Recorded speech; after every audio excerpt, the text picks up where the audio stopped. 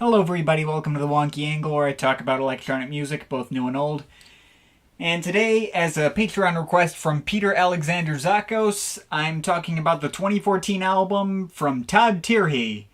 It's album time.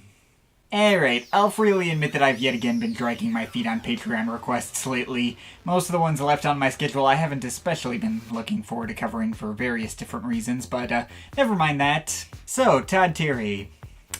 Now, that's a name you haven't thought about in a long time, has it? This is a Norwegian disco artist who gained prominence with a couple of singles and a bunch of remixes in the late 2000s. My own first exposure to him was finding his remix of the Lindstrom track, Another Station, through an iTunes Essentials playlist.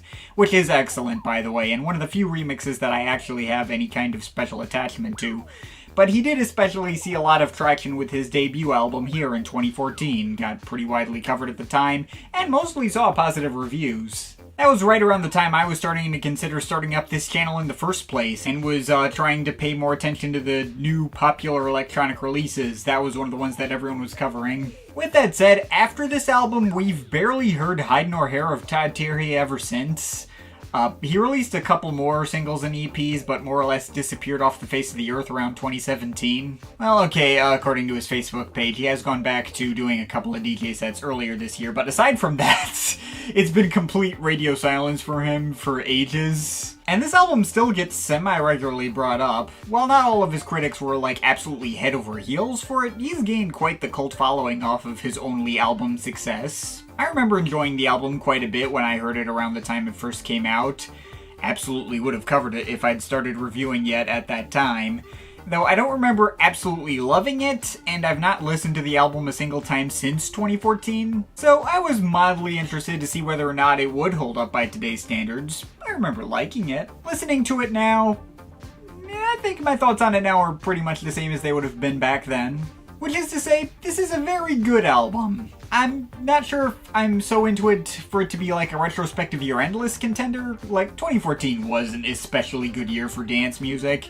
Like, this was the same year that we saw the likes of Erasure's Violet Flame, Knife Party's Abandoned Ship, Basement Jaxx Junto, Zircon Getaway EP, The Noisy Freak Straight Life, Lone's Reality Testing, just to name a few. I think Terje would have still been edged out for my own list that year in favor of projects like those. But I could definitely see other people marking this above any of those other projects. It certainly has its own feel to it to set itself apart from any of those others I've mentioned. One that can be best described as pure retro cheese.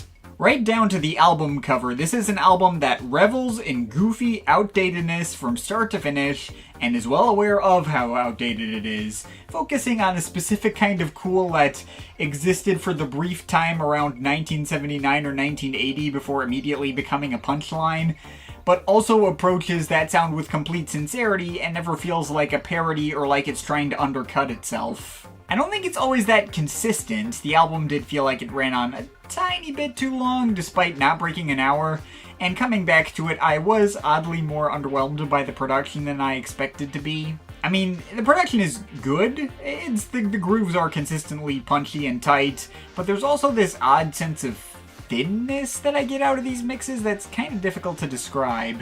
It's like just some intangible element that's just the tiniest bit off balance and makes the mix not as full sounding as it needed to be, leaving the whole album less impressive sounding, getting it a little bit tiring by the end. I mean, it is a really subtle thing that's only bothered me like now, and it is entirely possible that this was intentional. Once again, looking at the album cover that just shows this sad looking guy in the bright blue leisure suit and 70s haircuts, there is a barely noticeable but still present undercurrent of the album exploring the sad emptiness that comes with adhering to an inherently outdated notion of cool. I don't know what it is. In either case, it just made this album that slight bit less fun to come back to with repeat listens. Still, that's obviously not to take away from all the shining moments of quality all throughout the project and the versatility on display here, and there are a lot more hits than misses. The biggest hits for me are pretty much all the most obvious ones.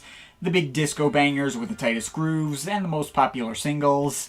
My favorite cuts on here are easily Strandbar and Oh Joy. The former of those is the first track on the album that like really delivers on that tasty disco goodness that Terje is really known for, featuring these really slick 90s house piano chords. It is so freaking good, my god. And oh joy, probably would have made for an excellent album closer, with how epic and triumphant it sounds, bursting with very sincere joy in contrast with its sarcastic sounding title, and totally knocking its Giorgio Moroder grooves and bright sunny pianos out of the park. Kinda reminds me of the end of Daft Punk's Superheroes, but confined to its own track and building up fantastically over 7 minutes. Now that track isn't the actual closer. That honor goes to the most popular single, Inspector Norse, which has a much more playful and lower stakes bend to its melodies, if an equally solid groove. On first return listen, I thought it was a bit of a missed opportunity to not end with that big emotional climax and instead put this rather silly sounding cut after it. The kind of thing that might actually work better as an album opener than a closer. But the more I've sat with it, the less that bothers me. Inspector Norse is still a great track in its own right, and its placement never bothered me when I first heard the album years ago. It works fine enough as a closer. Delorean Dynamite is also a pretty solid highlight in a similar vein, has the same kind of spacey, driving groove I liked so much in that Lindstrom remix I mentioned. Though it also kind of has like an 80s synthwave-y flavor to everything. I don't think it's melodically as strong as the other highlights I've already mentioned, but still, good track. And outside of that, there is actually quite a bit of variety in terms of the kinds of sounds this album explores. The album does actually start out in surprisingly low-key territory with tracks like Leisure Suit Preben, which is this kind of like breezy synth-lounge jazz kind of cut. I wasn't really sure what to think of that one at first, coming back to it. It's like a bit of a non-indicative start. But I am always a sucker for this blend of sounds. The string pads going up against the harpsichords and vibraphones carry some late period Stereolab energy, and I'm all here for it. And that track has a peppier companion called Preben Goes to Acapulco. Got some big stomping grooves and thick bass lines with those harpsichords adding in that cheesy 60s vibe. Though ironically, despite being a bit higher energy, didn't grab my attention as much with repeat listens. Didn't progress into as interesting territory, I suppose. Still, it's still nice. When it comes to tracks with more of this cheesy lounge jazz approach and peppy energy, I was much more of a fan of Alfonso Muskedunder. The 7/8 bounce on that one was absolutely infectious, and its mix of clavinets and pianos with all these not really whistling melodies and wordless doo-wop vocal harmonies. It's so much fun. And a similar mix of doo-wop influences is seen on Sphinx Sauce, a track which at first I thought was really annoying on first return listen, especially with how synthetic sounding that lead vocal chop can be. But the goofy melodies and maybe bossa nova influenced chord progression on that one eventually won me over. I wouldn't say it's one of the better cuts here, but again, it's nice. Now, to directly contrast tracks as silly as these, there's also the inclusion of a cover of Robert Palmer's Johnny and Mary, featuring Brian Ferry from Roxy Music, of all people, on vocals. I distinctly remember hearing this album back in 2014 and thinking this was easily the worst track in the bunch, being this much lower-key ballad with none of the goofy instrumental flares or disco grooves I liked elsewhere on the album, and I thought it was really boring in comparison. Also probably wasn't huge on Ferry's creaky voice on that one. Though coming back to this album now, this cut actually grew on me quite a lot. It's still more than a little out of place on this album and drags down the mood of the entire project as a whole, but at the same time, it's surprisingly effective as this nice, heartfelt, emotional moment to break things up, and it is a lot sweeter and more likable than I initially gave it credit for. I eventually warmed up to it and how it gave this album that bit more of an emotional core. Got a little better every time I heard it. Now, if there's any noticeable clunker on this album for me now, and I was not at all expecting this to be the case, but yeah, the worst track on here for me had to be Swing Star. The two-part suite that collectively adds up to 11 minutes. I typically look forward to long tracks with multiple parts like this one, but this pair of cuts were pure background music for me and were much less attention-grabbing than I'd hoped. Not to mention, while they're similar enough to justify having the same title, they don't really feel like two parts of the same whole. It's just two different versions of the same track jammed together. The first part is definitely the stronger of the two, with all its bright plucking, synth arpeggios, and faster-paced beat, but the melodies still aren't very strong or deliver much of a hook, and the second part takes the same elements and recontextualizes them in this more mid-tempo jam that's a lot more forgettable, blends in the background even more and just kinda drags. These tracks aren't annoying or get under my skin, but they do weigh down the pacing and don't really offer interesting enough ideas compared to most other tracks. I don't think it would hurt to cut these out altogether. But yeah, that's everything on It's Album Time.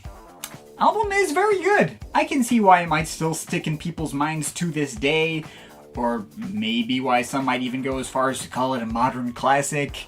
I definitely would not go that far myself, but it is absolutely a unique enough experience that's well executed enough to really stick with people in that way. Though at the same time, I can also kind of see why I left this by the wayside after hearing it in 2014. It's not because of the cheesiness. Like, a very similar album that I hold very close to my heart is Phase Action's Plans and Designs, which is a much more cheaply produced collection of spacey disco cuts with occasional string sections. It's also similarly quite cheesy, not to mention having fewer tracks that run on much longer, but I thought those grooves were a lot easier for me to sink myself into, had more of a melancholy edge to them, especially on any of the tracks that had strings. Like, that album's a bit of a comfort food listen that regularly keeps me coming back to it all the time. And similar feelings on their second album, Moving Cities, which is way less consistent and even more cheesy lounge fodder than anything Todd Terje ever did. I only keep an EP of my 4 favorite tracks from that album, but God knows I keep repeatedly coming back to those 4 tracks all the time. But It's Album Time is an album that I listened to a little bit back in the day and then I just never really came back to. Like, it's a very easy album to like. There's just not much here that I absolutely love. Strandbar and Oh Joy are the easy favorites, and I really should have given them more credit for what they were back in the day, but even those aren't, like, my absolute favorite things I've ever heard in the genre. I still like that Lindstrom remix he did even more, mainly because nostalgia, but you get what I mean. Still, I would absolutely get it if this did really resonate with you and become a comfort food listen in the same way Phase Action is for me, and it's not like I don't still think this project is really freaking good anyway. Pretty much every track on here ranges from pretty good to pretty great, aside from Swing Star, which is pretty okay. It's the kind of album that'll have good memories attached for anyone who heard it back then. It takes me back to my early college days when I was first starting to watch Anthony Fantano and Spectrum Pulse, starting to consider following their lead with a review channel of my own. And while I have my issues, which are just prevalent enough to prevent me from calling this thing properly great, it is still absolutely good enough to still be worth picking up for a listen if you've never heard it at all. If you've got a stomach for cheese, Todd Terje will deliver some quality, and I'm overall feeling a 7.7 out of 10 on this. But of course, this is just my opinion. You can feel free to disagree with it, but I'd like to hear your thoughts, so leave the comments in the comment thing down there. Shout out to my Patreon supporters, they're awesome people. You want to add yourself to that list, link to my Patreon is in the description. But yeah, that's pretty much it. That's all for today. See you next time.